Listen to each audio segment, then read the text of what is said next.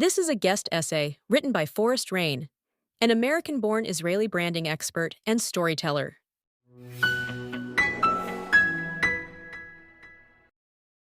There are many misconceptions about the Temple Mount, the Kotel, the Western Wall, and the Al-Aqsa Mosque. Confusion and even much conflict can be dispelled when the facts are made clear. Here are 8 things you need to know about these sites. Number 1. What is the holiest site on earth for Jews? Did you answer the Western Wall? If you did, that's a mistake many people sadly make. Kotel literally means wall in Hebrew. This wall is so important that it became unnecessary to designate which wall it is. It's the wall. At the same time, its importance is not in itself, but in its proximity to what is really important, the Temple Mount. The holiest site on earth for the Jewish people is the Temple Mount in the heart of Jerusalem. Number 2. Why is the Temple Mount holy to the Jewish people? It is written in the Roman era Midrash Tanhuma, a collection of stories, discussions of specific laws, and rabbinic homilies, all connected with the 5 books of the Torah. Quote, "As the navel is set in the center of the human body, so is the land of Israel the navel of the world, situated in the center of the world, and Jerusalem in the center of the land of Israel, and the sanctuary in the center of Jerusalem, and the holy place in the center of the sanctuary, and the ark in the center of the holy place, and the foundation stone before the holy place, because from it the world was founded." It is believed that the foundation stone is the foundation God used to create the world. Around this stone, the temple was built, and within the temple, on the foundation stone, the Ark of the Covenant was placed. This is the source of the holiness of the temple and its importance to Judaism. Jewish sources also identify this rock as the place of the binding of Isaac mentioned in the Bible, where Abraham fulfilled God's test to see if he would be willing to sacrifice his son. It was at that point where human sacrifice to God ceased to exist as a legitimate practice, and, even before the 10 Commandments, Judaism took moral leadership in the world. Number 3, does one say Kotel, Wailing Wall, or Western Wall? Wailing Wall is a commonly used, highly offensive term that is an ancient form of delegitimizing Jewish history by diminishing Jewish anguish at the loss of the ancient Jewish temple, destroyed by the Romans in 70 CE. This is the term of non-Jews who occupied Israel, ridiculing the pain of the Jews who stood weeping at the Kotel, the Western Wall, which is the only wall left standing of the ancient temple in the heart of Jerusalem. It's not even a wall of the temple structure itself. It is a retaining wall of the compound.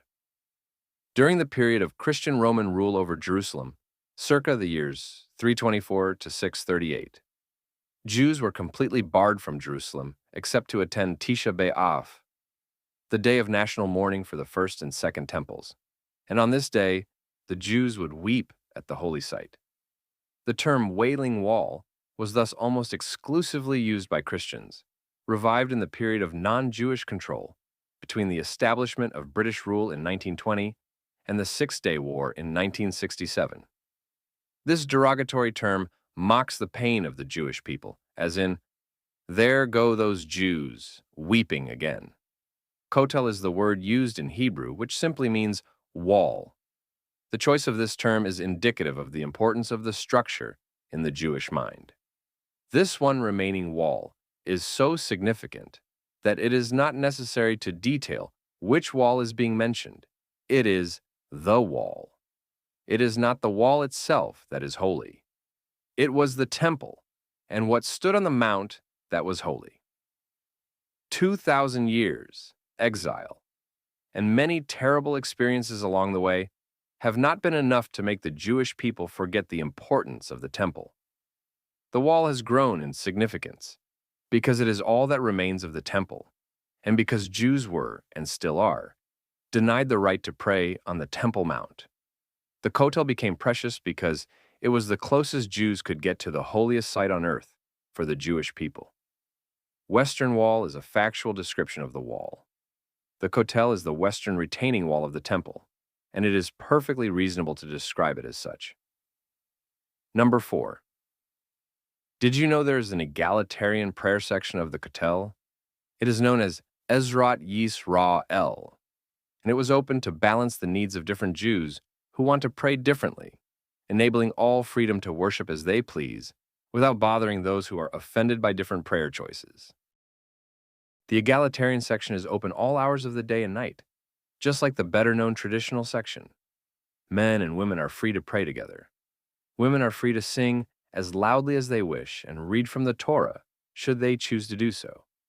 Unlike in the traditional section of the Kotel, in Ezrat Yisrael, there are tables with sunshades, so people can read from the Torah without having to stand in the sweltering sun. An added bonus is that Ezrat Yisrael is in the middle of an archaeological site where you can see temple-era remnants, making it easier to imagine yourself back in the time when the temple was still standing. Number 5. Did you know that most of the Kotel is underground and accessible only through the Kotel tunnels? Over the centuries, natural buildup of archaeological layers buried much of the Kotel. Excavations have given insight into the splendor of the building project of the ancient Jewish temple. Inside the tunnels, you can walk alongside the Kotel, marvel at the size of the stones from which the wall is built, and even enter what was once an open-air street market that is now completely underground. At one point in the tunnels, you will probably see women praying at the place, which is directly across from the foundation stone. One would only have to walk through the wall to get to it. Excavations are ongoing, and the more work that is done, the more of our ancient past is uncovered. If you are in Jerusalem, don't miss a tour of the tunnels. Number 6. When did the Temple Mount become holy to Islam? Interestingly, Jerusalem is not mentioned in the Quran at all. Jerusalem became important in Islam not for religious reasons, but to serve a political need. Early Islamic sources state that the Al-Aqsa Mosque, literal meaning the farther mosque, mentioned only once in the Quran, was one of 2 mosques located near Jirana, a village located between Mecca and Taif, in the Arabian Peninsula, now Saudi Arabia. One of the mosques was called Al-Masjid al-Adna, meaning the closer mosque, and the other Al-Masjid al-Aqsa, the farther mosque. When the Quran refers to the Al-Aqsa Mosque, while telling the myth of the Prophet Muhammad's nighttime journey from the Holy Mosque of Mecca to Al-Aqsa, that is the farther mosque, it is referring to the mosque in Jirana. Number 7. What is the Al-Aqsa Mosque? Most people believe that the golden-domed mosque is Al-Aqsa, the mosque Muslims discuss in regards to the importance of the Temple Mount. This is not true. The golden-domed mosque is called the Dome of the Rock because it was built on top of the foundation stone, which, according to Jewish tradition, is the holiest place in the world. The Al-Aqsa Mosque is a low, gray-roofed mosque, also located on the Temple Mount, across from the Dome of the Rock. While Jews, wherever they are in the world, pray facing the foundation stone, Muslims pray facing Mecca. This means that Muslims praying on the Temple Mount pray with their back to the foundation stone. And lastly, number 8, quote-unquote, apartheid on the Temple Mount. Although the State of Israel was established in 1948 and Jews reunited Jerusalem in 1967, to this day, Jews and Christians are not allowed to pray on the Temple Mount. Visiting hours for Jews are highly restricted. Sunday through Thursday, notice that Jews are not allowed to visit on Shabbat.